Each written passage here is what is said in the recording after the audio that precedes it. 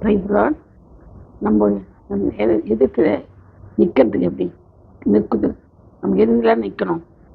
எந்தெந்த காரியம்லாம் நாம் இதில் நிற்கணும். ஆவிக்குரிய யுத்தத்தில் எழுந்து நிற்கணும். ஆவிக்குரிய யுத்தத்தில் நம்ம நிற்கணும். எபேசியர் 5:14-16, எபேசியர் 6:12-13, அப்போஸ்தலர் 2:14 சொல்லப்பட்டிருக்குது. நம்ம என்ன எழுந்து நின்று போராடணும்.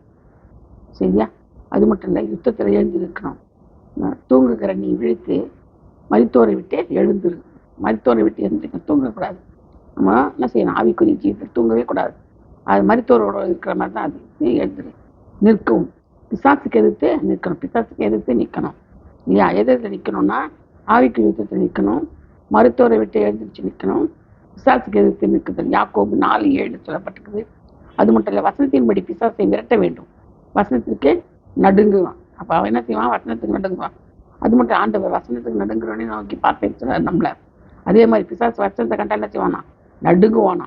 அதிகாலை ஜபம் நம்ம பண்ணணுவான். ஆவிக்குரிய ஜீவியம் நமக்கு ரொம்ப ரொம்ப முக்கியமாக தேவை. ஆவிக்குரிய ஜீவியத்தில் நம்ம நிறைய என்ன பண்ணுவான்? ரொம்ப தேவை. இதுக்கு எழுச்சி நிற்கிறதுக்கு, ஆவிக்குரிய ஜீவியத்தில் நிற்கிறதுக்கு ரொம்ப அவசியம். அது மட்டும் இல்லை, ஜபத்திலே நிற்குதலே கர்த்தருக்கு முன்பாக நிற்குதல். ஜபத்தில் நிற்குதல், கர்த்தருக்கு முன்பாக நிற்கணும். கர்த்தருக்கு முன்பாக நிற்கும் போது தான் நம்ம ஜெபிக்க முடியும், அவரிடத்துல கேட்க முடியும், அவர் நம்மகிட்ட பேசுவார், நம்ம அவர்கிட்ட பேச முடியும். ஜபத்திலே நிற்கணும். 1 ராஜாக்கள் 17:1 சொல்லப்பட்டபடி எலியா மழையும் பனியை இனத்தை நான் நிறுத்தினான். இப்போ எப்படி ஜபம் கேட்கப்பட்டது?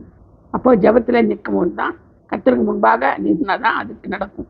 1 பேதுரு 5:8-9 ஜபத்திற்கு பதிலளிப்பவர் விசுவாசத்திலே நிற்கணும். விசுவாசத்தை நிற்கணும். எசேக்கியேல் 22:30 சொல்லப்பட்டிருக்குது. விசுவாசத்திலே எதிர்த்து நிற்குதல். சங்கீதம் 106:23 அவருக்கு முன்பாக திறப்பின் வாசலில் நின்றான். யார்? மோசே. திறப்பின் வாசலில் நிற்கணும். நடக்குதல். ஒளியிலே நம்ம நடக்கணும். ஒளியிலே நம்ம நடந்து போகணும்.